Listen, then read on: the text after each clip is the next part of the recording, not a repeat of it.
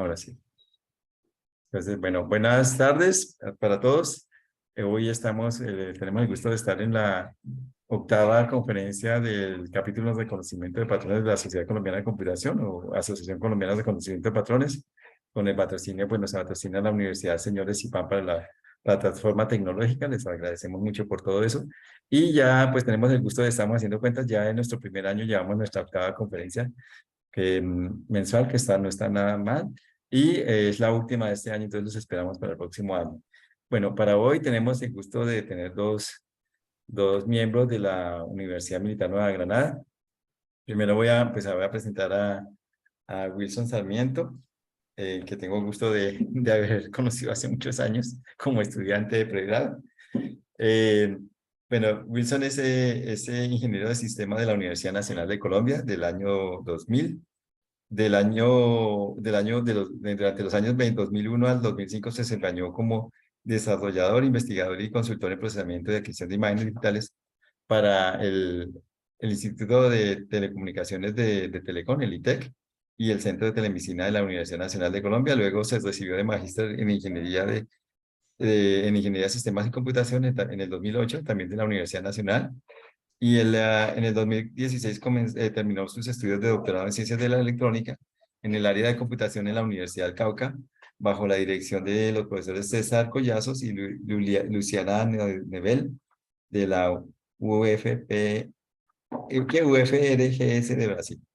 Y sus temas de investigación, pues, de interés e investigación, aparte del área de procesamiento de imágenes, o sea que después de ese año sigue trabajando, es en la interacción humano-computador, el cómputo afectivo, interacción inteligente y entornos virtuales.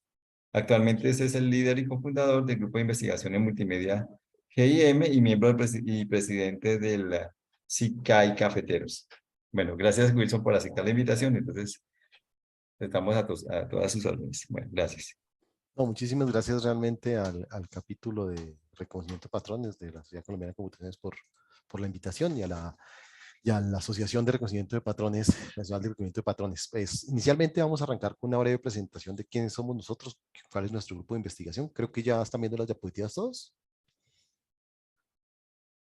Sí, creo que sí. Sí, Bueno, perfecto, gracias por confirmar.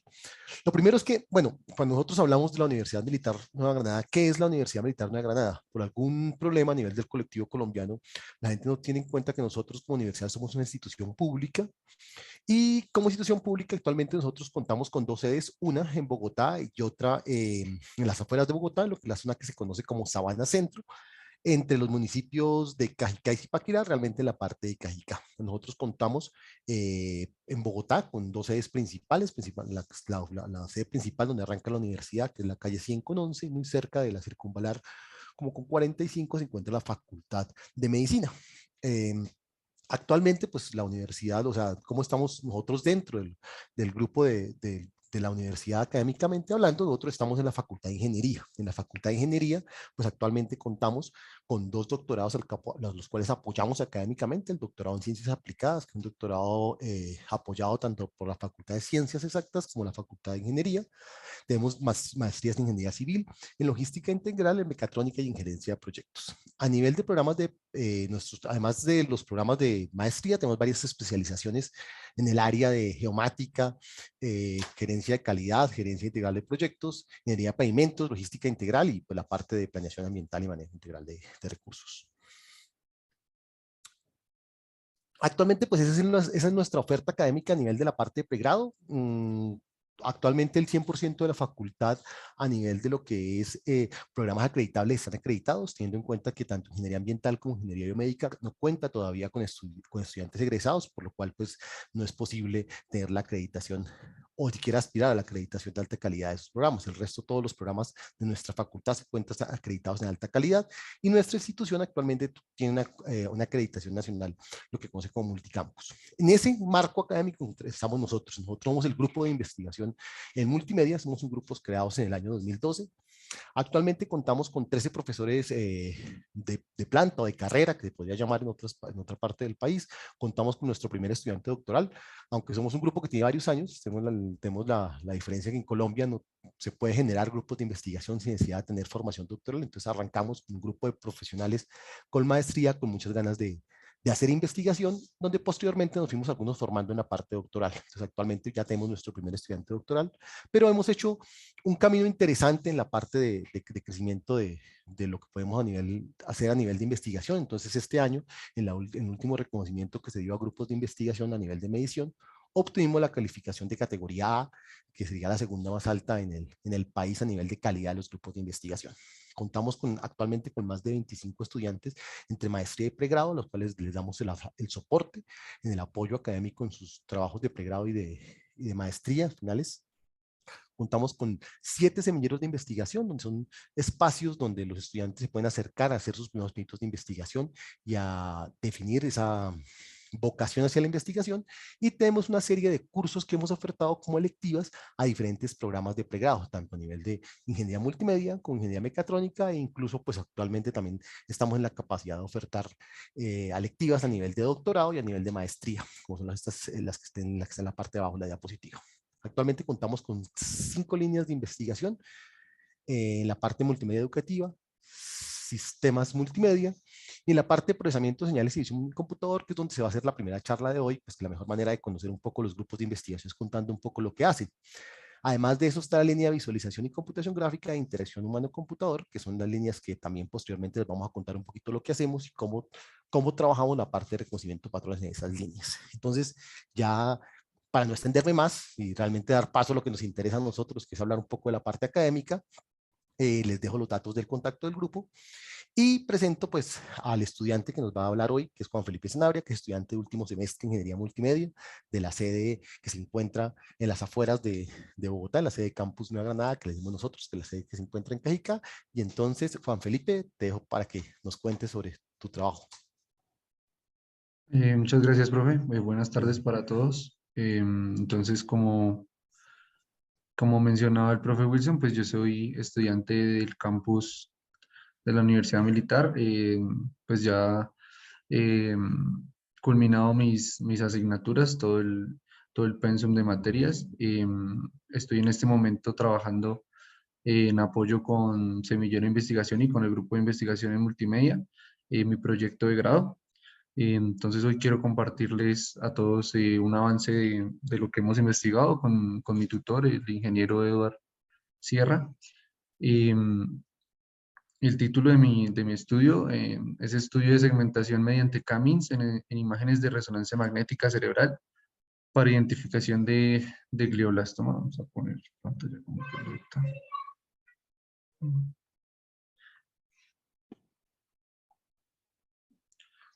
Y bueno, entonces para dar una pequeña introducción, ¿me confirman si se sigue viendo todo compartido? Por favor. La, Sí. la Sí, introducción. ya Se se ve ve la bien. introducción. Esa introducción, ok. Entonces, bueno, para ponerlos un poco en contexto, entonces mi temática a tratar es el glioblastoma como eje central del estudio. Pues les cuento que el glioblastoma es un tipo de cáncer, uno de los más comunes y de los más agresivos que se presenta en el cerebro, clasificado por la OMS en grado 4 debido a su rápido crecimiento y a su letalidad. Se presenta más frecuentemente en adultos y la esperanza de vida es poco alentadora, particularmente en Colombia.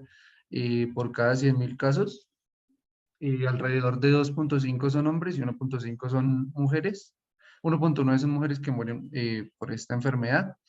La expectativa de vida realmente después del diagnóstico es, en el mejor de los casos, de 5 años. Y eso lo hace, pues, digamos que una parte de la medicina como interesante que nos motiva a aportar algo a esta área, a este estudio, porque los tratamientos que pueden aumentar la expectativa de vida son tratamientos que pueden ser concomitantes, que pues, se pueden presentar al tiempo, como puede ser radioterapia ayudada de quimioterapia, en ocasiones también la cirugía. Pero el primer paso para para estos tratamientos, son los diagnósticos. Los diagnósticos están basados en imágenes de resonancia magnética que, que se toman esas imágenes y los expertos, neurólogos, neurocirujanos, lo que hacen es realizar como una segmentación manual, una señalización, pues precisamente de esa anomalía para poder proceder en la planificación del tratamiento y posteriormente, pues, dar inicio, si es el caso, una cirugía o lo que sea pertinente, pero este proceso al realizarse de forma manual puede tardar hasta 85 minutos en promedio y además puede tener un sesgo de persona a persona, ya que puede pasar, digamos, por varios especialistas o algo así, y el simple error humano de cómo tienen la forma de limitar o si de pronto, sí, lo que es el error humano como tal, puede hacer que ese diagnóstico pueda variar y digamos que no es la forma más óptima, por eso desde hace varios años se viene como estudiando la posibilidad de automatizar ese proceso y es por eso pues que llevamos como a este estudio, es lo que nos da base.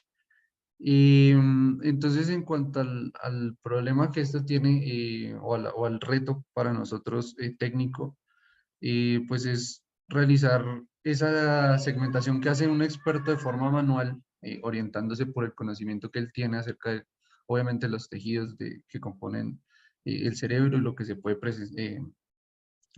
ver en una imagen de resonancia magnética, pues es lo que a nosotros nos da como ese desafío de poder automatizar eso que ellos hacen manualmente con una similitud, em, digamos que alta de las segmentaciones manuales para que sea algo fiable y que pueda ser utilizado para la misma planificación pues de los tratamientos. Entonces es allí que la imagenología por resonancia magnética se ha vuelto como ese coayudante de los expertos porque es algo que no es invasivo, es un examen que no tiene, sí, no es invasivo básicamente. Se puede analizar todo prácticamente desde afuera sin lastimar al paciente, sin afectar más la enfermedad o algo así, sino simplemente pues basándose en imágenes se puede pues como producir un diagnóstico o realizar un pronóstico para individualizar el tratamiento, que es otra parte, digamos, de la dificultad que tiene esta enfermedad, es que en cada paciente pues va a ser diferente. Por eso una técnica que pueda ser global y que pueda ayudar en esta imagen, en estas imágenes, independientemente de lo que salga en la imagen, independientemente del paciente, pues eso es lo que hace que, como nuestro reto, ¿no? Bueno, en cuanto a las imágenes de resonancia magnética también, pues bueno, para contextualizarlos un poco, pues es como decía, una diagnosis no invasiva, que lo que se utiliza es un imán muy grande que hace que los protones presentes en el cuerpo humano tengan que alinearse con ese campo magnético que se genera. Y después con una corriente de radiofrecuencia, pues hace que esos protones se desalineen, generando como un desorden, por decirlo así. Y cuando se apaga ese campo, entonces esos protones tienen que volver a organizarse y es allí donde esa energía que producen los protones para volver a su posición genera esa imagen. Entonces, dependiendo del tiempo que se utilice de relajación para que los protones vuelvan como a su posición de reposo, a su posición normal, pues dependiendo de ahí vienen como tipos de imagen, donde tenemos una relajación longitudinal, que son las imágenes en T1, o transversal, que son las imágenes en T2. Y también existen imágenes en las que se utiliza algún medio de contraste para ayudar para que realinearse, perdón, los protones más rápido, que usualmente es gadolinio, que son los ejemplos que ilustramos acá. Y también tenemos tiempo de relajación transversal, que es T2, y sustancias, perdón. Y tenemos otro tipo de imagen en donde se utiliza el mismo principio que en T2, o sea, el mismo tiempo de relajación, el mismo tipo de relajación, pero con una recuperación de inversión atenuada de fluido, en donde lo que se trata es un tiempo de inversión más largo en la generación de la imagen para que esto elimine la señal que produce el líquido cefalorraquídeo pues al obtenerse la imagen, que es algo que no pasa, por ejemplo, en T1. Por ejemplo, acá mismo podemos comparar la imagen que vemos en T2 versus la imagen que tenemos en FLAIR. Vemos que todo el líquido se tiende como a suprimir y a oscurecer. Entonces, digamos que es la misma imagen, pero los componentes o la parte de la anomalía del tumor en este caso tiende a ser la más brillante en esta imagen específicamente. Entonces, ese fue como el primer paso para ver qué tipo de imágenes podrían como ser buena herramienta para partir en ese estudio, ya que pues hay estudios donde se utilizó, por ejemplo, inteligencia artificial o redes neuronales que lo que hacían era entrenarse con todo tipo de imagen y hacer algo muy global.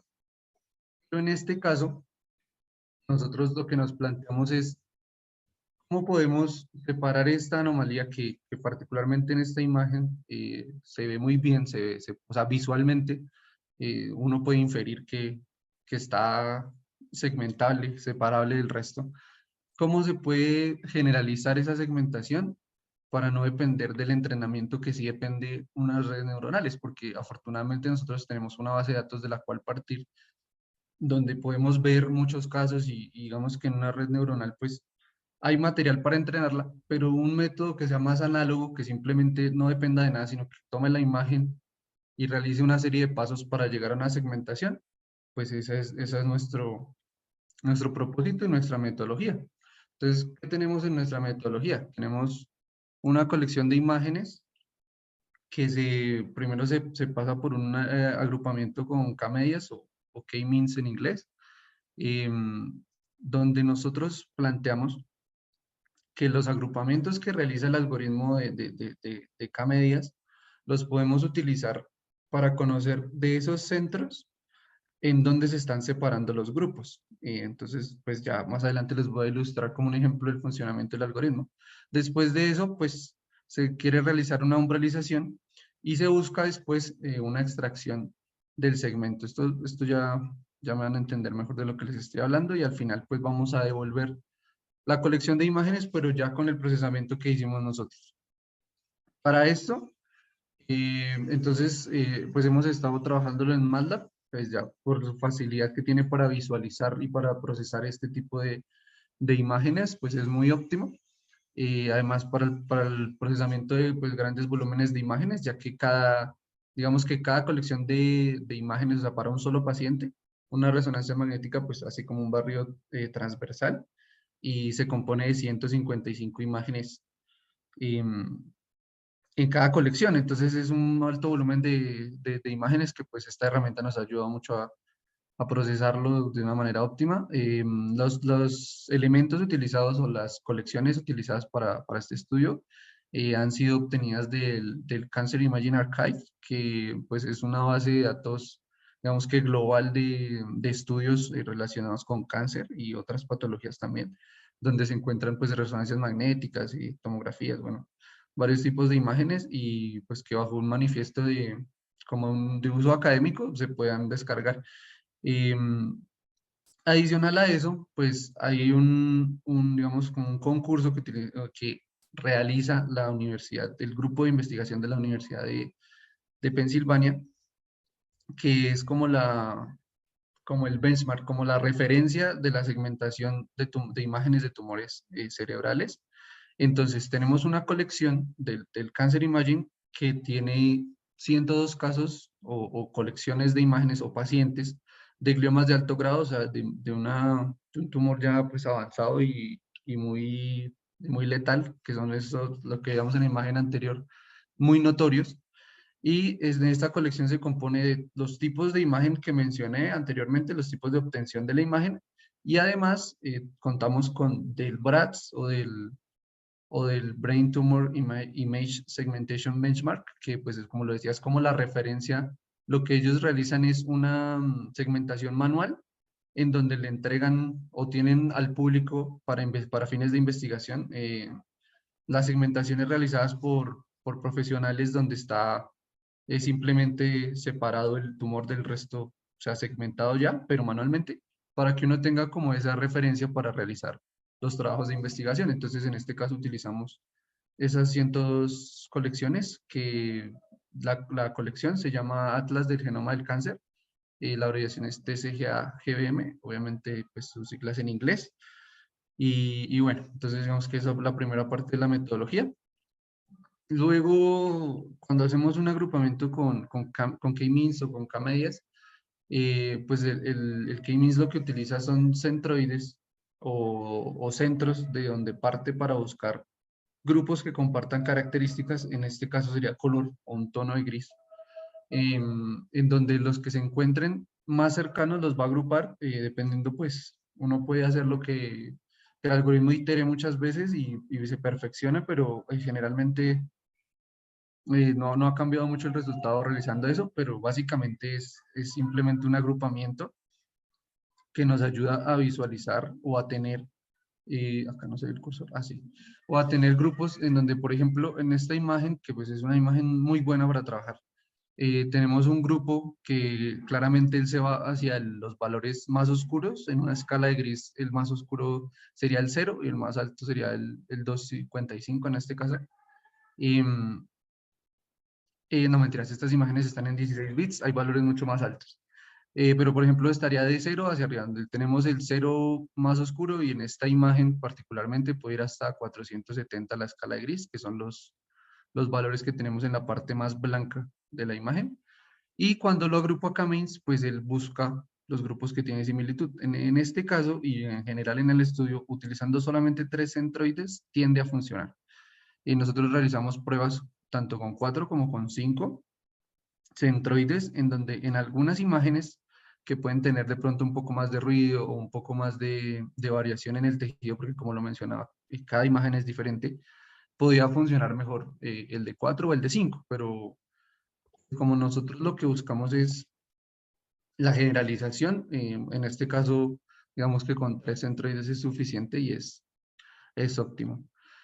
Luego, bueno, acá podemos como apreciar otra forma de ver las imágenes. Nosotros tenemos una colección como la que se ve a la derecha, pues es una colección así de 155 imágenes donde tenemos desde la parte más alta hasta la parte, pues, perdón, más baja hasta la parte más alta de la cabeza. Bueno, sí es al contrario, la más alta a la más baja.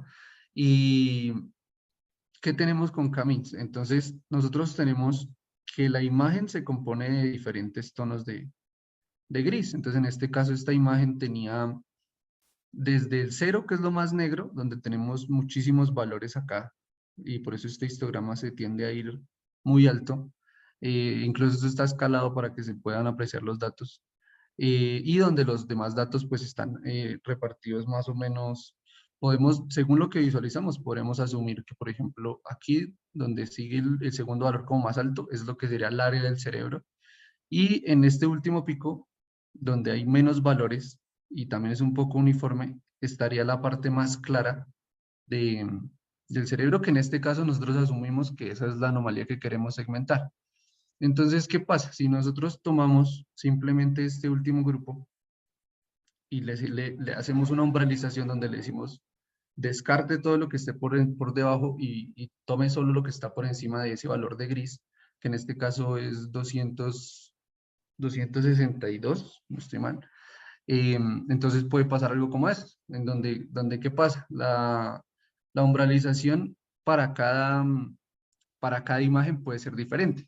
Entonces nosotros hicimos pruebas tanto utilizando un solo centroide para cada imagen, o sea, 3 centroides para esta, 3 centroides para esta, donde se obtienen estos diferentes resultados, así como también un solo, como centroides globales para toda la colección, en donde también el resultado tiende a ser similar. ¿Cuál es el problema? Que pues un solo umbral no, o sea, el umbral que se obtiene acá, cuando nosotros tenemos estos dos grupos, por ejemplo, nosotros tenemos acá estos dos grupos, serían los centros, y entre centros nosotros formamos un umbral. Entonces, ¿qué tenemos que hacer o cuál fue el planteamiento? Vamos a tomar desde el grupo más alto hasta el grupo del medio, entonces podemos utilizar el umbral sería la mitad de los dos centros porque es donde se dividió como ese agrupamiento que hizo el K-medias. Entonces, realizando pruebas con eso, llegamos a probar con distintos porcentajes de dicho umbral, porque el umbral más alto no era suficiente porque tendía como a perderse información. Entonces lo que hicimos fue probar con diferentes porcentajes del máximo umbral. Entonces, por ejemplo, el máximo umbral está en 320 de escala de gris, en 320 de intensidad de color o de color, pues. Entonces nosotros no tomamos 320, sino el 90% de 320. Y así fuimos realizando pruebas hasta descubrir que, bueno, acá tenemos como los resultados, son 102 colecciones, donde aquí tenemos un Cummings pues de 3 centroides, como lo mencionaba, y aplicado de manera individual a cada imagen de la colección, donde van a haber un umbral diferente para cada imagen. Pero a cada umbral, o sea, tomando siempre el más alto, de ese más alto, tomando un porcentaje nada más para que no se pierda información. Se realizaron pruebas en donde siempre se encontraba, o la generalización, la generalidad fue que con el 95% de ese umbral más alto se tiende a encontrar mejores resultados. Entonces, utilizamos el coeficiente de Sorensen-Dice, que pues lo que hace es, pues realmente, en resumido, es como una comparación de similitud entre dos imágenes. Y para eso teníamos las imágenes que obtuvimos de Bratz, porque ya estaba una segmentación manual. Entonces, cuando nosotros umbralizamos, también tenemos como ese segmento separado. Entonces, lo que hacemos es comparar los dos segmentos y ese porcentaje nos da como la efectividad o la similitud que estamos buscando.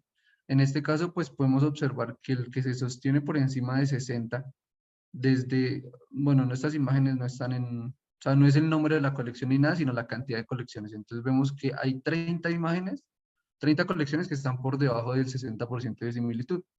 En estas imágenes lo que pasa es que hay un bajo contraste o de pronto hubo algún problema en la toma de la imagen. Son imágenes que están oscuras, que están opacas, donde no hay un buen contraste, donde a pesar de tener un diagnóstico igual no hay nada para detectar. Entonces son imágenes particulares que en este momento pues estamos estudiando qué preprocesamiento se necesita para que esa imagen mejore, o sea, para que esa imagen de pronto sí la tome el algoritmo, porque lo que pasa es que este agrupamiento que realiza este histograma los valores son muy bajos y el algoritmo no logra agrupar, entonces se necesita una mejora de contraste.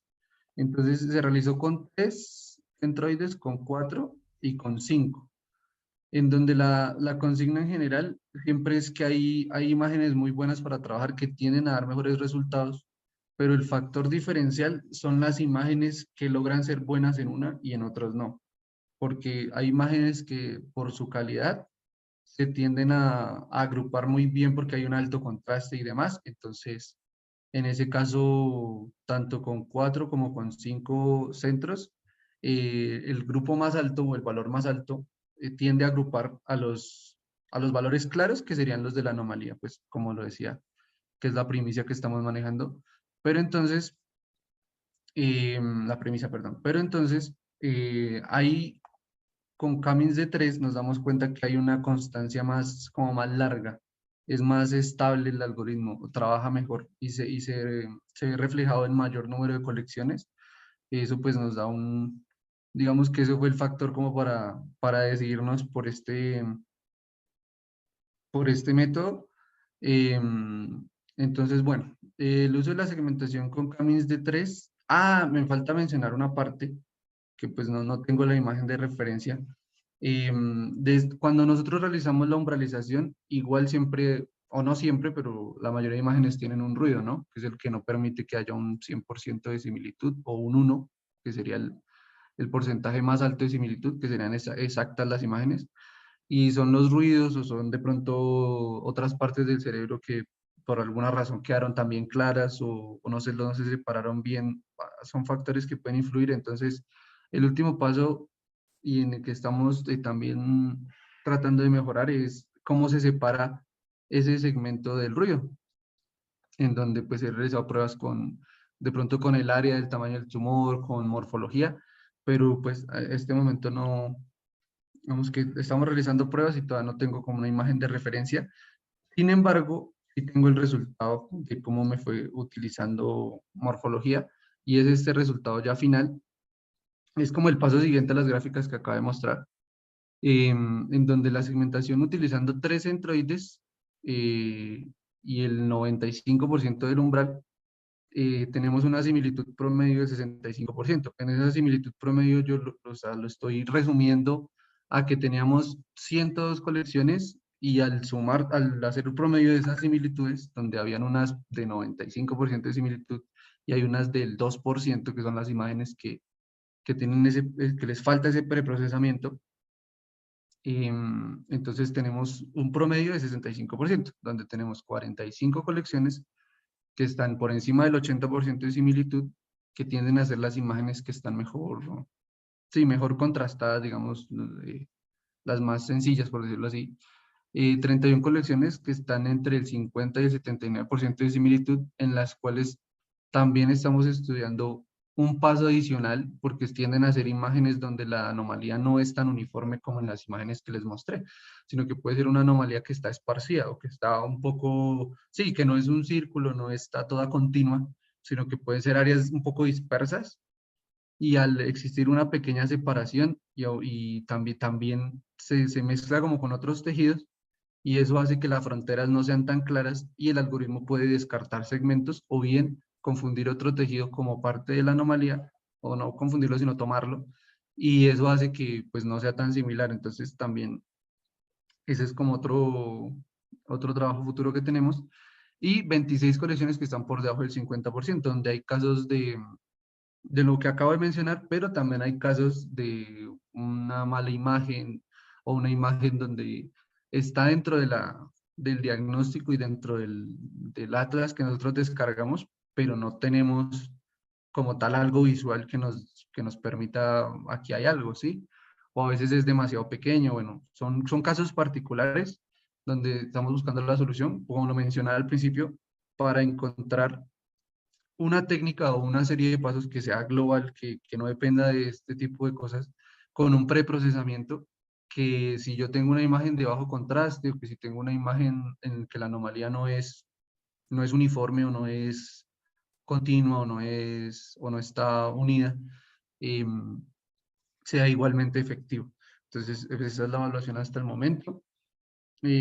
Como conclusión, bueno, pues tenemos una efectividad con similitud superior al 80% en comparación con esa segmentación original.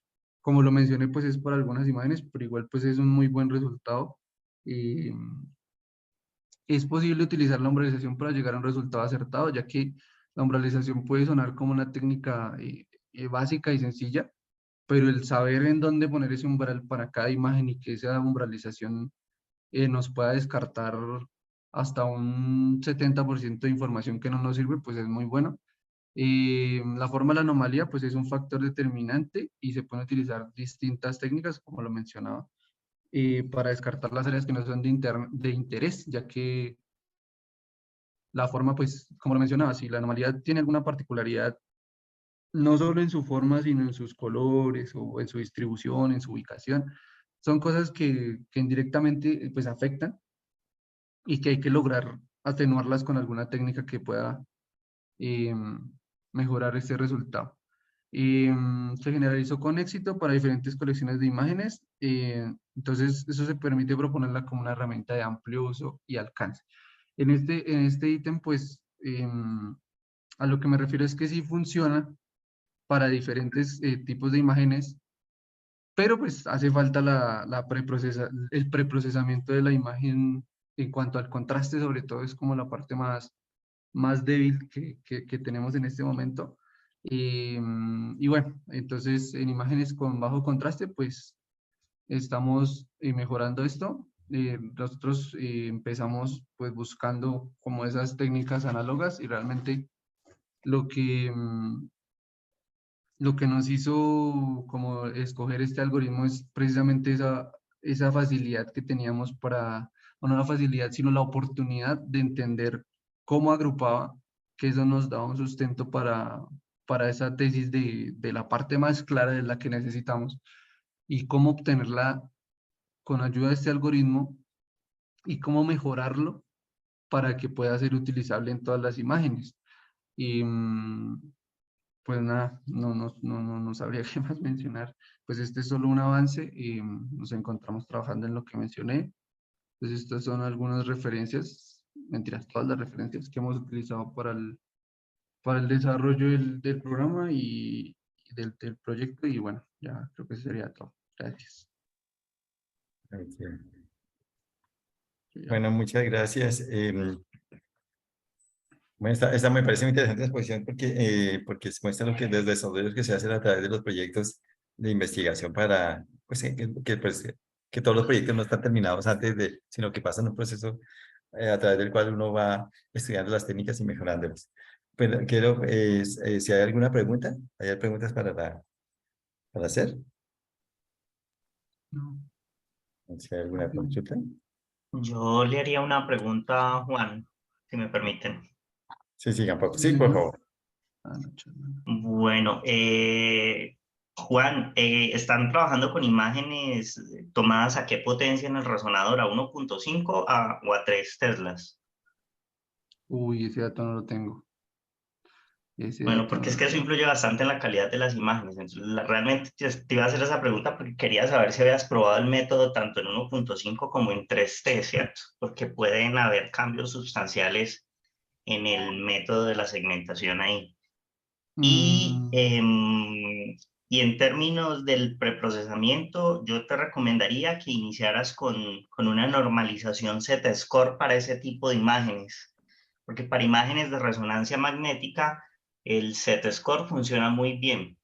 Entonces, precisamente trata de evitar el problema que traen los diferentes protocolos de captura que hay entre las imágenes en ese tipo de bases de datos. Entonces eso te podría facilitar el trabajo de la definición de los umbrales. ok, muchas gracias. Entiendo. Muchas gracias por el aporte. Listo. Sí, sí. Bueno, Sí, yo tengo más un comentario también. Hola. Hola, buenas tardes, ¿me escuchan? Sí, se está escuchando. Mucho gusto, mi nombre es Yolady Huérfano, soy estudiante del doctorado en modelamiento matemático aplicado de la Universidad Católica del Maule en Chile. Y un profe me envió el link para poder asistir a esta presentación. Y me llama bastante la atención porque he trabajado algo de la temática de segmentación. Y mi pregunta va hacia,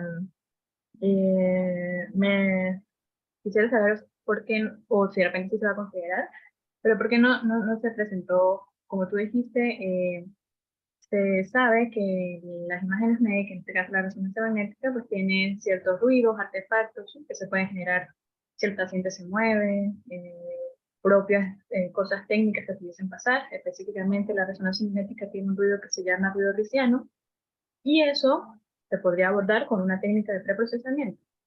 Sí, y eso te facilitaría un poco la parte de segmentación. Entonces, mi duda va hacia por qué no se consideró en este momento ese preprocesamiento, si la idea era simplemente probar la técnica original sin un preprocesamiento, o de repente igual sí la van a considerar más adelante. Ok, gracias. Bueno, pues te cuento que lo que nosotros utilizamos fue un filtro de la media porque el ruido que tú mencionas, o por lo menos en las imágenes que vimos, es un ruido muy leve, y con el filtro de la media sí mejora, pero digamos que nos dimos cuenta que no era un factor diferencial. Por eso ni siquiera lo mencioné. Creo que de pronto me falta mirar más si ese preprocesamiento necesita otro tipo de filtro o de filtrado, como lo mencionaba, solo la mejora de contraste que acaba de aportar el otro compañero, porque efectivamente con un filtro de la media el cambio era mínimo, como si las imágenes casi no tuvieran ruido, o como si ese ruido realmente no influyera tanto en la segmentación como lo son las particularidades en la anomalía o el bajo contraste. Pero sí, claro, pues como en toda segmentación, el primer paso pues es el preprocesamiento. Entonces sí, pues también hay que Ya, profundizar más en eso. y de repente utilizar uno que se ajuste mejor, y eso seguramente te va a permitir dar una mejor segmentación, porque la técnica de segmentación como tal de Camín es bastante buena, ¿sí? En esto de segmentación de imágenes médicas. Ya, muchas gracias. Ok, muchas gracias. ¿Hay algún comentario más? José Bernal, creo que iba... Sí, iba a hablar alguien más. Sí. Sí, es básicamente que pues es interesante porque, bueno, en este BRATS normalmente se ve métodos de deep learning, el hecho de que alguien esté usando algo que no sea de ese calibre, pues es interesante, y que igual hayan buenos resultados, pues ya, prometedor. O sea, no necesariamente tenemos que tener deep learning bajo la manga para que la cosa funcione. Por ese lado es interesante. Pero bueno, uno de los argumentos es que el método, pues se busca un método que generalice. My take es que no es o sea, no generaliza. Y básicamente es porque hay muchos pasos que son ajustados, digamos, al benchmark que tienes.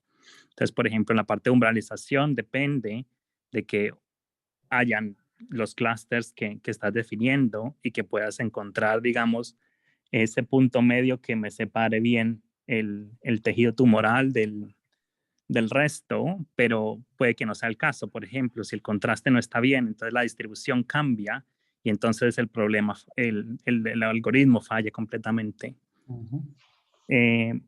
La otra es si hay, o sea, el paciente puede tener tumor, ¿vale? Pero puede tener también otro tipo de lesiones. Puede tener, por ejemplo, hiperintensidad de la materia blanca, que no estén asociadas al tumor. Y en ese caso, el algoritmo, si está basado en FLAIR solamente, pues también lo va a tomar. O sea que al final vas a tener una segmentación mixta entre lo que sería el tumor y otro tipo de lesiones.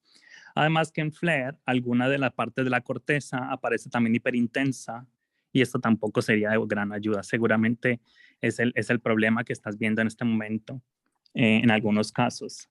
No es algo que se pueda corregir fácilmente porque no es algo morfológico. O sea, las lesiones de la materia blanca van a tener diferentes formas. No es que digas, por ejemplo, no sé, morphological analysis, que llegues y digas, el tumor es más redondito, entonces así lo segmento mejor. No funciona. Y sobre todo cuando hay efectos de metástasis, como lo decía, si hay varias, digamos, tumores en el cerebro, pues va a ser mucho más complicado separar una cosa de la otra. Entonces yo creo que por esa parte, o sea, el approach es bonito, es interesante.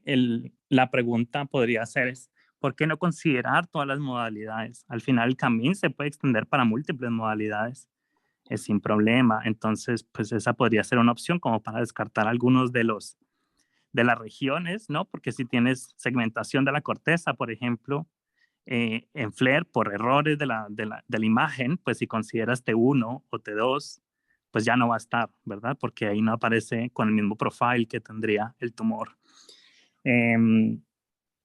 Pero bueno, está interesante, la verdad. Gracias por la presentación. Muchas gracias por el aporte, claro que sí. Lo voy a tener en cuenta, tengo que abrir esa frontera. Realmente no todo, no todo se encuentra tan fácil escrito, y que me lo compartan así, pues me abre mucho la mente a cosas que tal vez sin querer estaba ignorando, o que no se nos habían ocurrido, la verdad, y sí, eso explica muchas de las cosas. Entonces, muchas gracias. Sí, y la otra es, ahora hay una red con la iniciativa de Spiros, que es uno de los organizadores del BRATS Challenge, en el cual una red que generaliza, nosotros la probamos en casos colombianos y funciona a la maravilla, no hay que reentrenar absolutamente nada, entonces sería un buen comparador también con lo que tienes en este momento. ¿Cómo me dices? ¿Espiro? Spiros, Vacas, el dueño de Bratz. Okay. Tiene una iniciativa que se llama FEDS AI y básicamente hace Federated Learning. Nosotros la probamos en Colombia, en Cali, y funciona bastante bien. Y no hay que hacerle ningún tuning ni nada. Vale, muchas gracias. No sé si hay más comentarios, gracias. Yo siempre tengo unas dos sugerencias de apuntar de eso. Yo me estaba apuntando que se había utilizado el filtro del promedio o de la media para el filtrado. Ese tiende a atenuar obviamente las zonas de interés, entonces podría ser un filtro no lineal que pudiera, los últimos que han aparecido para que pudiera funcionar. Entonces podría ser un promedio no local o por ejemplo un KSBD o un tipo de filtro de ese estilo. y también está pensando que el problema digamos, con ese filtro que está utilizando, es que digamos, la distribución que tiene él asume que las distribuciones son uniformes. Entonces, cuando no son uniformes, por ejemplo, un modelo gaussiano mixto podría funcionar bastante bien. Ok, muchas gracias. Más bueno, ahí creo que quedaron bastantes ideas. Bueno, entonces ahora sí dejamos Muchas gracias por la presentación, muy interesante y qué bonito que ver estos trabajos que se están haciendo y poder colaborar también de una vez. Gracias, Juan. Y vamos Ustedes. entonces ahora sí a continuar entonces ahora también con la Universidad Militar Nueva Granada y es con Wilson Sarmiento.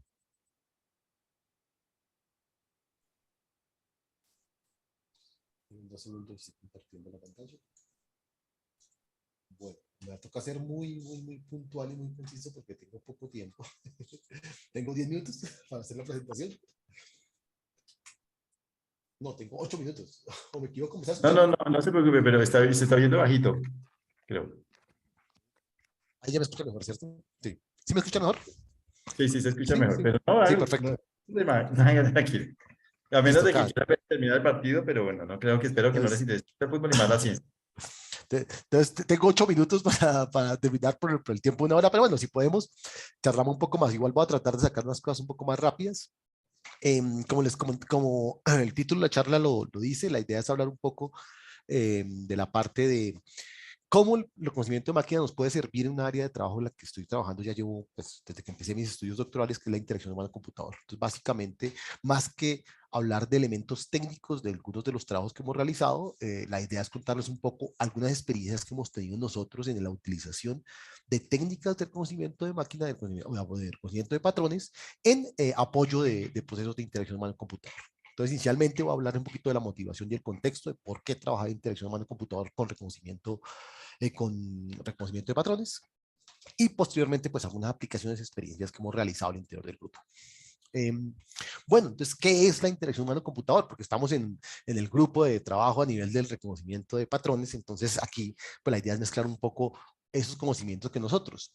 La interacción humano-computador, pues dependiendo un poco de dónde esté, pues no hay como una sigla completamente reconocida, algunos lo conocen como HCI, Human Computer Interaction, generalmente es como la más notada en forma general, pero por ejemplo en lo que es ACM se le suele notar como CAI, Computer Human Interaction. A nivel de España se conoce como interacción humano-computador, interacción persona-ordenador, entonces tanto que la Asociación Española Iberoamericana de Estudio de Interacción y Computador se llama AIPO, la Asociación de Interacción Persona-Ordenador, y en Latinoamérica en general, donde nosotros estamos, se conoce como interacción humano-computador o interacción hombre-máquina. De forma general, la ACM en su grupo su grupo de investigación e interés en la parte de Computer Human Interaction define como una disciplina que está relacionada con el diseño, implementación y evaluación de sistemas informáticos e interactivos en general para uso por seres humanos y estudiar todos los fenómenos importantes que están relacionados con esta interacción. Y eso implica pues todos los elementos que están ahí incluidos. De forma general, pues para no tampoco entrar en muchos detalles al respecto, pero dejar un contexto de trabajo sobre la interacción hombre-máquina, vamos a hablar que la interacción hombre-máquina involucra muchas áreas de estudio, entre ellas no solamente la parte que tiene que ver con la parte computacional, que tiene que ver probablemente con la ingeniería de software, la inteligencia computacional, sino que involucra también trabajar con otras áreas de conocimiento, como la sociología, como la comunicación visual, como la misma psicología y los factores humanos. Y eso enriquece mucho el trabajo a nivel de interacción humano-computador. Algo que yo les comento mucho a mis estudiantes de interacción humano-computador es que cuando uno trabaja en esta área, suelen salir, uno trabaja en tecnología, muchos de estos memes, donde se suele decir que son errores capa 8. Los que trabajamos en telecomunicaciones alguna vez o trabajamos en ingeniería de software, pues hacemos analogía de este modelo de 7 capas de OSI, donde pues la parte superior pues es el ser humano. Entonces cuando pues en estos elementos de desarrollo de sistemas informáticos, el ser humano comete un error, pues decimos que es un error capa 8. Y hay muchos memes al respecto que uno puede buscar en internet, donde pues se le da el contexto de que es el usuario el que está haciendo algo equivocado. Pero algo muy interesante es que cuando nosotros estudiamos la parte de interacción, siempre vemos que va más allá de reemplazar el humano. El humano no es el que comete el error. Realmente, desde el punto de vista de los que trabajamos en interacción, no existen los errores capa 8. son interfaces mal diseñadas. Y eso es una premisa de los que trabajamos en toda la parte de interacción. Nunca le podemos echar la culpa a un usuario. Si algo si hay un error que está ahí, es porque nosotros como diseñadores dejamos una ventana para que el usuario se equivoque. Y eso es muy importante. Si nosotros dejamos esa ventana, el error no es del usuario, sino el error de nosotros que la dejamos abierta. En ese contexto, arranquemos realmente ya para cerrar esta parte de contextualización rápidamente, es donde el reconocimiento de patrones va a aportar o puede aportar en la interacción humano-computador. Lo primero, actualmente está haciendo un fuerte corriente en la parte de sistemas de recomendación. La parte de sistemas de recomendación, el cómo cuando yo interactúo con contenido, los sistemas pueden aprender del gusto del usuario y hacer procesos de recomendación. También la parte de interfaces adaptativas. Lo primero que sucedió ahí fue elementos donde la interacción podía ser configurable por el usuario. Pues la idea es que también aprenda de los gustos de interacción del usuario y se adapte al usuario a sus necesidades y contextos de uso. Ahí también es muy importante hacer análisis automático del comportamiento del usuario. En eso, digamos que ha habido unos trabajos preliminares donde el análisis era más offline, donde yo recogía datos del usuario y hacía un análisis offline generalmente de características meramente estadísticas, pero ahorita la idea es también analizar en tiempo de ejecución al usuario y por medio pues, de técnicas de reconocimiento de patrones adaptarme al comportamiento que tiene ese usuario. Y surge también un área muy interesante del conocimiento que es el cómputo afectivo, que es entender y analizar y también sintetizar para fines de interacción todos los elementos emocionales de un usuario con el fin de mejorar o hacer una interacción mucho más amigable con el mismo usuario. Y todo eso pues lo podemos agrupar en un contexto muy grande que es uno de las metas ahorita en toda la parte de sistemas interactivos y generar interfaces inteligentes que se adapten o se acomoden las necesidades de un usuario y al contexto de uso que él tiene. Entonces, básicamente son las motivaciones que nos llevan a querer trabajar el reconocimiento de patrones en el área de interacción humano-computadores. Una salvedad para lo que ya vamos a trabajar un poquito vamos a hablar un poquito de eso, es que siempre el usuario tiene que ser el centro del contexto.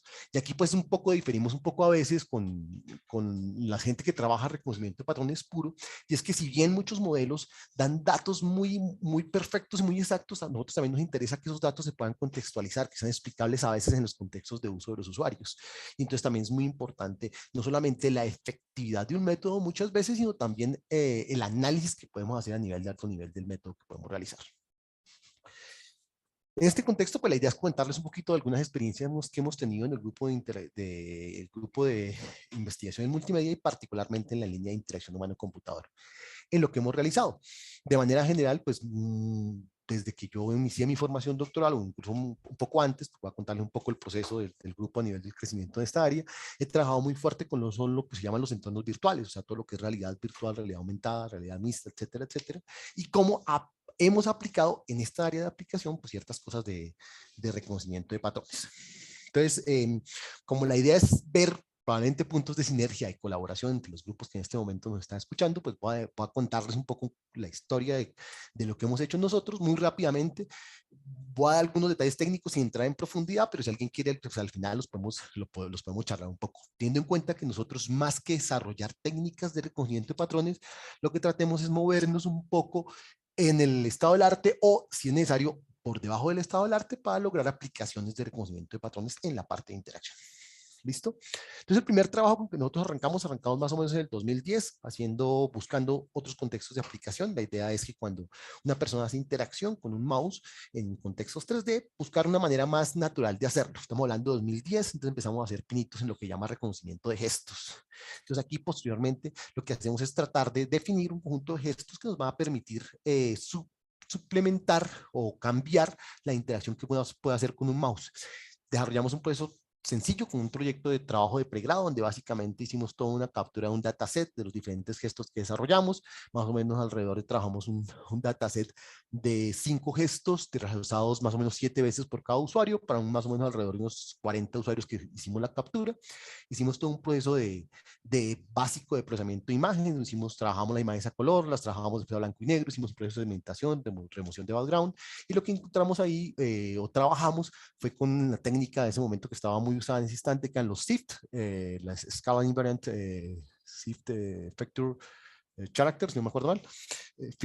No, también creo que estoy diciendo mal la sigla, pero no importa, en este instante, los SIFT para hacer la parte de reconocimiento de punto de interés o estos puntos invariantes en escala y en rotación que nos podían indicar pues, los puntos importantes de la mano para poder reconocer los gestos. Entrenamos todo un sistema de dataset basados o tratando de definir o identificar las características de lo que en ese momento se trabajaba a nivel gramatical, que eran los modelos ocultos de Markov. Entonces, los modelos ocultos de Markov básicamente es un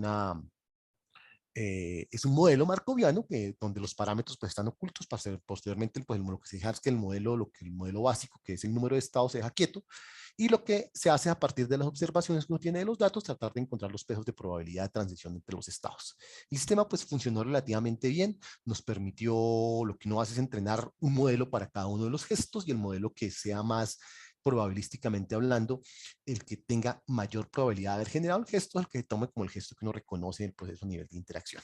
Entonces realmente pues, los resultados no fueron los que nosotros esperábamos, estamos hablando de un proyecto de pregrado, fueron relativamente buenos, pero las tasas de aceptación nos llegaron al 75%, estábamos por encima del 0.68, 0.31 en el mejor de los casos, pero fue el primer trabajo que nos permitió aproximarnos y empezar a generar un acercamiento a lo que queríamos hacer nosotros a nivel de reconocimiento de gestos. Ahí vemos más o menos el sistema que se desarrolló, donde pues, se genera y a partir de conocer el gesto, pues el sistema va cambiando como tal. Pero esto nos dio camino a buscar, a ver que estábamos de manera en el camino adecuado y buscar otros procesos. También es un proyecto de pregrado donde la idea era, acababa de salir el Kinect, estamos hablando de más o menos de 2010, 2011, 2012, acababa de salir el Kinect, era muy interesante como método de trabajo en ese instante para muchas cosas de la parte de interacción. Y lo que veíamos es que casi todo lo que se hacía era interacción directa en gestos, no utilizaban sistemas de reconocimiento como tal. Entonces lo que nosotros quisimos fue proponer un modelo de interacción para trabajar con juegos FPS. En eso lo que hicimos fue pues definir todos los procesos que queríamos realizar, teníamos un acercamiento con el sector militar por nuestra naturaleza, entonces el muchacho que estaba trabajando, Julián Figueroa en ese instante, se acercó a la parte de Fuerzas Armadas y hizo un diseño de gestos para que generaran un proceso inmersivo en el usuario cuando estuviera realizando el gesto de interacción con el Kinect. Entonces, para también facilitar el proceso de reconocimiento, se decidió dividir el segmento del cuerpo en tres sectores, lo que era el sector inferior del torso inferior, torso superior y torso medio, o sea, superior a nivel de manos y torso medio, lo que era la parte de cadera, para diferenciarlo y reconocerlo de forma independiente. A partir de eso, hayamos tenido o nos había gustado el trabajo que se había hecho con modelos ocultos de Markov, como por darle continuidad a los trabajos. Y digamos que uno como profesor de Volpo se pone un poco terco, entonces quiere seguir trabajando con esa línea con los estudiantes. Entonces, seguimos trabajando con modelos de Markov. Aquí los resultados nos fueron mucho mejores debido a que no estamos trabajando directamente con procesamiento de imágenes, sino con los puntos que realmente daba el Kinect a nivel de esqueleto. Lo que se llama simplemente era cálculos de rotaciones de esos puntos en 3D, los cuales poníamos precisamente para reconocer la parte del modelo de Markov. En el esquema es similar, uno lo que hace es, o sea, exactamente igual, lo que hace es reconocer o genera un modelo de Markov para cada uno de los gestos y en el proceso de reconocimiento en tiempo real lo que hace precisamente es definir cuál modelo es el que tiene probabilidad más alta de haber generado ese gesto en un momento dado y lo que hace es reconocerlo, lo hace con sistemas básicos de ventana deslizante. Este es un video del sistema trabajando, me gustaría compartirles un poco.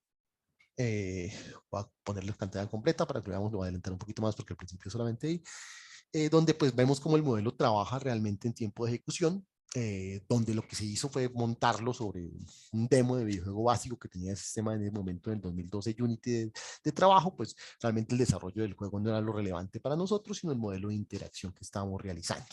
Entonces, fue un trabajo pues, me pareció muy motivacional en el sentido de la capacidad que teníamos nosotros de trabajo con nuestros estudiantes de programa en ese instante.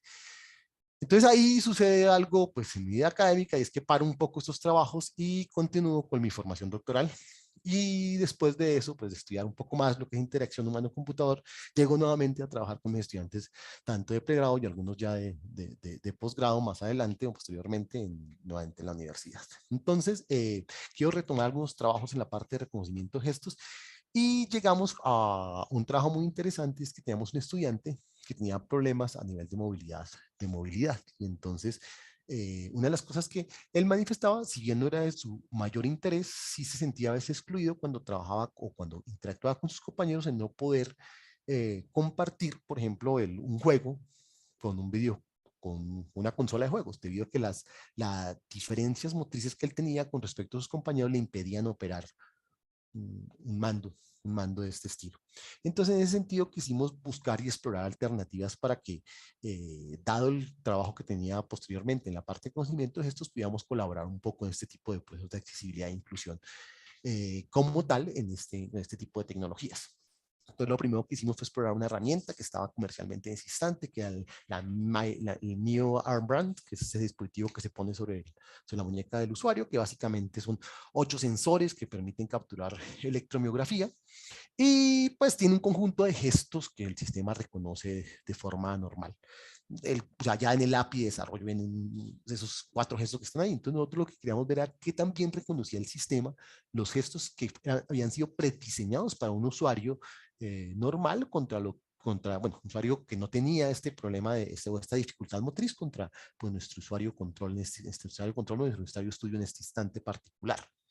Entonces lo que encontramos es que efectivamente habían diferencias importantes y que el sistema, pues obviamente en el caso de él se confundía. Entonces un primer trabajo de exploración que hicimos, tanto con el estudiante como otros estudiantes que estaban colaborando en ese proyecto, y se vio la necesidad de desarrollar realmente un conjunto de gestos y un sistema de reconocimiento propio para él, porque digamos que el que venía con el API de desarrollo del hardware pues no era suficiente. Entonces a partir de eso, pues lo que hicimos es mirar qué hay en el estado del arte. Entonces hay muchas técnicas que están ahí, desde deep learning hasta pues el reconocimiento de máquinas normal, y queríamos ver cuál de ellas era la mejor, una alternativa en el estado del arte adecuada para realizarlo. Descartamos deep learning porque teníamos solamente un usuario y pues si bien no hay muchos trabajos, hay algunos trabajos que están trabajando muy fuerte en la parte de learning, esto lo publicamos en el 2019, tiene el problema de que todavía los datasets no están muy entrenados para la parte de gestos. Pues hay unos datasets sí, pero no, y no queríamos trabajar la parte de transferencia de datos en ese instante. Entonces decidimos descartar deep learning de nuestro estudio. Entonces lo que hicimos fue generar un conjunto de gestos, hacer un proceso con él de acercamiento de cuáles son los gestos adecuados. Los gestos se diseñaron y se preparaban en un contexto en el que él colaboró, cuál podrían ser los gestos que se iban a realizar. O sea, estamos trabajando con el usuario, de mano del usuario, teniendo el usuario como el foco de trabajo fundamental, lo que nosotros hacemos, como premisa de trabajo que nosotros tenemos. A partir de eso, pues hicimos un proceso de captura, varias sesiones para no cansar al usuario, recogimos todas las señales, alrededor de unas 1000 muestras, e hicimos un proceso, pues el proceso básico de procesamiento sobre las señales que tenemos, un ventaneo sobre cada ventana analizada, con una diferencia de varios segundos para realizar, y pues ahí 0.5 segundos. Entonces lo que hicimos fue comparar un esquema básico de reconocimiento de gestos, de adquisición, extracción de características, selección y entrenamiento, donde pues caracterizamos la señal, algo muy tradicional en el estado del arte, unos momentos estadísticos y unos momentos a nivel de frecuencias, picos de frecuencias en Fourier, lo que normalmente se hace, o sea, nada más allá de lo que el estado del arte nos propone. A partir de eso, pues usamos una selección de características, un algoritmo muy tradicional, búsqueda egoísta, paso a paso, para encontrar cuál es el subconjunto más óptimo de características que podemos realizar, y utilizamos como método también, porque verificamos algunos internamente, el que mejor nos daba resultados era un SVM con un kernel polinomial normalizado. También quisimos comparar, pues que habíamos trabajado con modelos ocultos de Markov, queríamos ver qué también podía trabajar con respecto a este esquema. Entonces hicimos un sistema básico a nivel de reconocimiento de modelos ocultos de Markov, básicamente el mismo que habíamos utilizado nosotros, donde nuevamente lo que hace es entrenar un modelo para cada uno de los gestos y mira cuál que probabilísticamente está trabajando. También estaba en este momento pues ya se había trabajado también en algunas cosas a nivel de bolsas de palabras.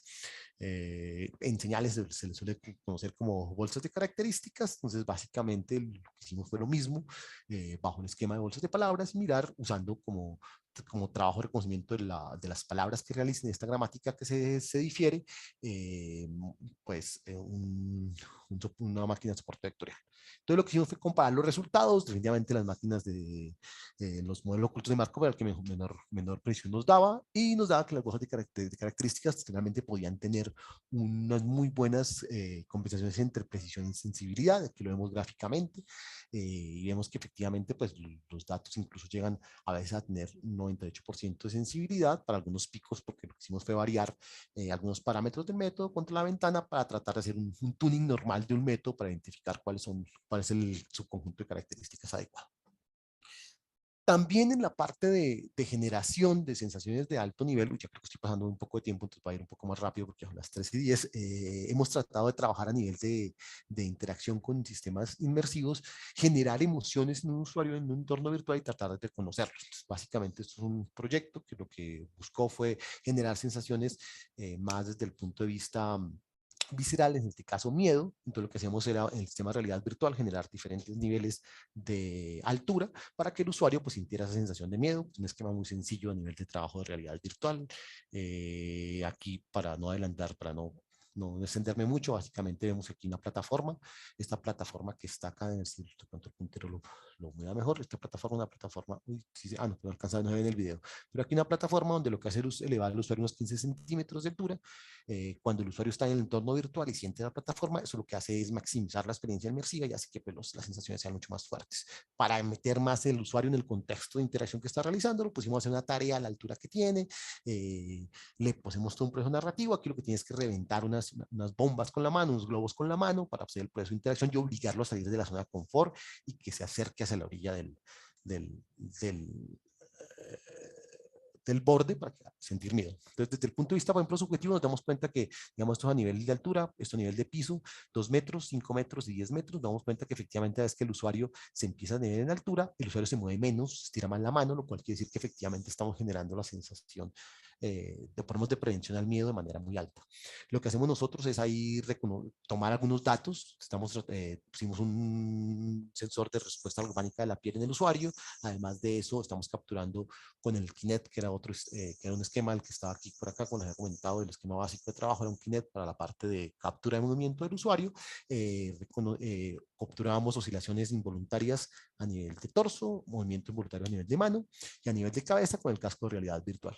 Y lo que van ahí básicamente es una comparación a nivel de distancias intraclases. Aquí no utilizamos reconocimiento de patrones, simplemente lo que estamos mirando era que también los datos nos daban para diferenciar las diferentes alturas. Entonces básicamente son distancias intraclases, una distancia de batacharria, donde más o menos nos está dando cuenta cuáles de los datos que están ahí son los más adecuados para generar ese proceso de reconocimiento de perturbación emocional que estamos generando del usuario. Y ahí pues nos da que, por ejemplo, de manera muy interesante, si bien uno le tiene mucha fe a los sensores, a instrumentar mucho al usuario, ponerle en sensores, los movimientos involuntarios nos dan un marcador muy interesante, con unas diferencias muy no tan altas con respecto a los sensores que uno puede poner sobre el usuario. Entonces muchas veces con simplemente observar el usuario con sistemas de procesamiento de imágenes puede ser lo suficientemente adecuado para mirar lo que está sucediendo del usuario. Son unos resultados interesantes que nosotros estuvimos ahí. Ya para cerrar rápidamente y no dejarlos también aquí con mucho más tiempo, otros de los trabajos que nosotros en este momento pues, lo tenemos en evaluación, es generar también respuestas a nivel de interacción con realidad virtual. En este caso, generamos sensaciones de frustración. Entonces, básicamente lo que nosotros estamos teniendo analogía es ese juego cuando nosotros estábamos niños, jugar de ensamblar jueguitos en una caja y ver qué está pasando con el usuario. Queremos generar sensación de frustración con el fin de detectarla y generarla y detectarla. ¿Para qué detectarla? Para en un futuro poder entender lo que el usuario está frustrado frente a un sistema interactivo y poder ajustar la interfaz para generar un flujo adecuado de uso en ese sentido.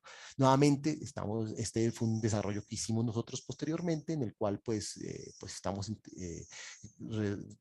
recibiendo 2 señales, hay respuesta orgánica de la piel y frecuencia cardíaca en el usuario. Es un dispositivo que nosotros hicimos está un Arduino por dentro y transmisión Bluetooth, y esto es un sistema pues básico de realidad virtual. Estamos hablando de esto, es un trabajo que tenemos en evaluación. Entonces, básicamente lo que nosotros hacemos es que el usuario hace unas interacciones básicas con la parte, una interacción normal, después hacemos un proceso de frustración donde el usuario no puede tomar la pieza, eso lo hacemos nosotros a propósito en el sistema, y posteriormente ya el usuario frustrado está interactuando ahí. Lo que vamos a hacer es comparar básicamente las dos sensaciones, cuando la interacción es normal y cuando la interacción está frustrado, y ver cómo lo podemos detectar. En ese sentido, pues estamos pasando como la parte de adquisición, pues los sensores que les comenté, respuesta galvánica de la piel, pulsación cardíaca y movimientos involuntarios a partir de cabeza, manos y manos. Aquí no estamos sensando cuerpo porque no estamos teniendo un sistema de Kinect o otro sistema visual para ver el usuario, simplemente con los sensores que tiene automáticamente el sistema. Hay que decir que sobre el casco de realidad virtual hay una pequeña cámara, lo que llaman Live Motion, que permite capturar las manos y con eso capturamos movimientos involuntarios de manos. hacemos un proceso de captura de señales, usamos, como en los otros trabajos nos había ido muy bien, aparte de trabajar con bolsas de características, usamos un esquema de bolsas de características, usando caracterización de las señales a nivel de momentos estadísticos, nuevamente frecuencias particulares en Fourier, y también caracterizamos con un Daubechies B4, que era una cosa que estaba en el estado del arte, nos pareció adecuado y pues teníamos la capacidad de hacerlo, entonces lo hicimos por ese lado. Capturamos datos de 20 usuarios entre 18 y 23 años, porcentajes entre mujeres y de 45% mujeres, el 10% de zurdos, entonces le cambiamos la manilla de posición para que siempre estuviera en la mano no dominante. Esto es básicamente cómo funcionaba el experimento. Más adelante lo pongo acá. Entonces ahí el usuario está haciendo todo el proceso de captura de las fichas. En un momento dado, pues la captura normal. Posteriormente inducíamos la frustración, el usuario no podía tomarlas, no podía tomarlas, y cuando ya estaba inducida, lo que hacíamos era pues tomar los datos al final del experimento para comparar las dos características. Estos son los datos que estamos viendo ahí, sensibilidad versus la parte de arriba es, uy, se me olvidó poner las etiquetas que venía con ustedes, pero creo que la parte de arriba es sensibilidad y la abajo es precisión. Y pues el pico está en los puntos rojos como están aquí, entonces nosotros logramos un porcentaje más o menos del 80%, con respecto pues a los que estamos adquiriendo los datos. En este caso, a diferencia del trabajo anterior, que lo que nosotros hacíamos era mirar cuál sensor era el más adecuado, lo que hicimos fue una mezcla de toda la sensórica para realmente empezar a estudiar lo que hace nuestro usuario. Ya para cerrar los trabajos en desarrollo, uno donde lo que estamos poniendo es un usuario en un entorno de realidad virtual. Lo que queremos ver es qué pasa si un NPC, o sea, un personaje nos puede cambiar desde el punto de vista emocionalmente a nosotros como usuario. Entonces hacemos un proceso básico de instrumentalización del usuario. Voy a partir del video por tiempo, para no dedicarme ahí.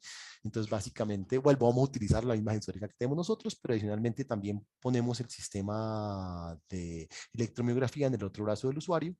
Lo ponemos a trabajar lo dejamos sentado, en este caso en un bus, y llega un personaje y se sienta en la parte de adelante. Digamos, seteamos el experimento para que cuando el personaje se sienta delante de él, tenga diferentes actitudes hacia nosotros, basados en el sistema comportamental. Entonces, algunas veces el sistema está totalmente tranquilo, está leyendo algo que encuentra al lado de su silla, después se pone nervioso y posteriormente se pone agresivo hacia nosotros con una parte de actitud cerrada y mirándonos fijamente a los ojos. En este caso, pues nosotros, cada vez que llega un nuevo usuario, lo que hacemos básicamente una configuración aleatoria donde pues entre el número de experimentos vamos a permitir que no haya procesos el tema damos un sesgo por orden de los datos al mezclarlos aleatoriamente. Básicamente es un trabajo que tenemos en desarrollo.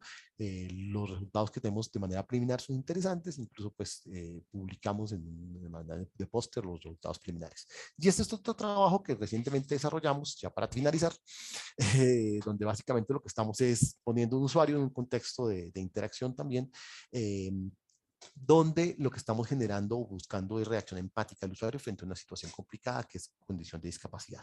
Y lo que estamos mirando es encontrar correlación contra estas señales de movimientos involuntarios que realiza el usuario frente a los procesos básicos de reconocimiento de respuesta emocional, que son algunos test estandarizados a nivel de psicología. Entonces, de todo lo que les quería contar por ahora, quedo a disposición de ustedes. Ojalá que hayan quedado ganas de trabajar en eso con nosotros, volviéndolo a repetir a nosotros. Nosotros no estamos ahorita desarrollando técnicas nuevas a nivel de reconocimiento de patrones y utilizando lo que está en el lado del arte con el fin de generar nuevos procesos interactivos en el usuario. Un poco agradecer a mi equipo de trabajo y quedo dispuesto si hay alguna pregunta, alguna inquietud. Muchísimas gracias. Muchas gracias, Wilson. Impresionante todo lo que hace ahora con todo lo que lo conocía cuando era chiquito. Bueno, está bien. Muy bien. Entonces, si hay alguna duda, bajo la idea de aquí o mi interés es que ojalá quien ganas de que trabajemos juntos en muchas cosas, porque vuelvo y repito, nuestro interés no es desarrollar técnicas, sino usarlas para mejorar los procesos interactivos con los usuarios. Por eso es nuestro interés en trabajar muy fuertemente en el capítulo de reconocimiento de patrones. Gracias, muchas gracias, Wilson. ¿Hay alguna pregunta? ¿Está alguien interesado?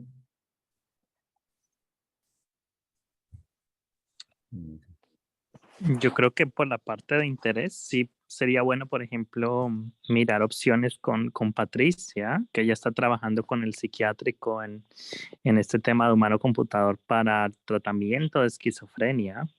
Entonces, bueno, podría ser interesante mirar allí opciones de colaboración, creo yo.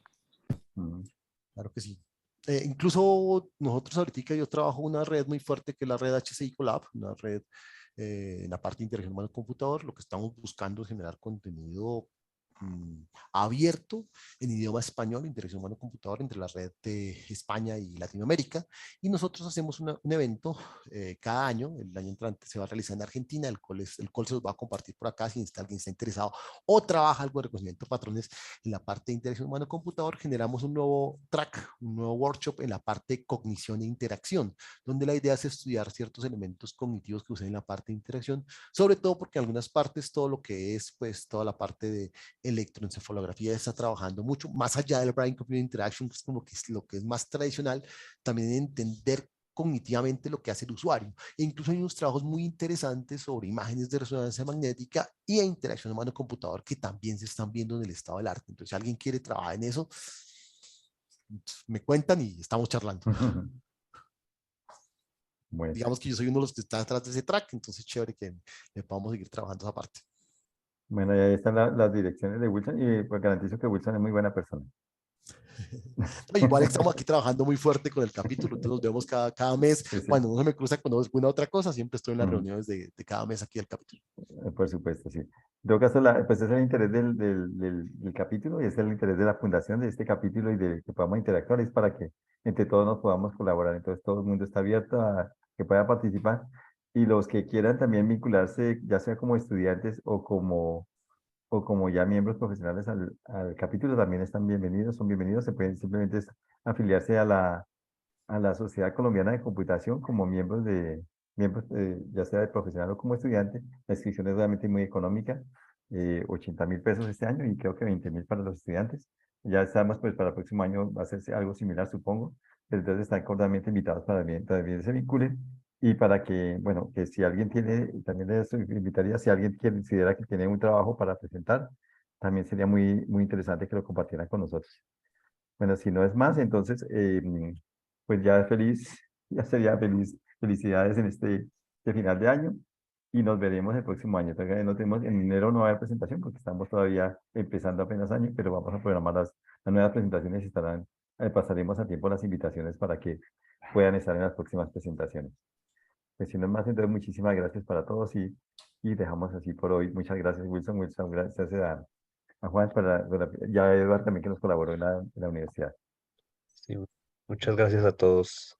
Muy Gracias. valiosos los aportes del día de hoy. Bueno, Muchas gracias. pues hablamos. Hasta luego. Feliz Que estén Navidad bien. a todos. Feliz Bueno, hasta Navidad, luego. sí. Hasta luego, que estén bien.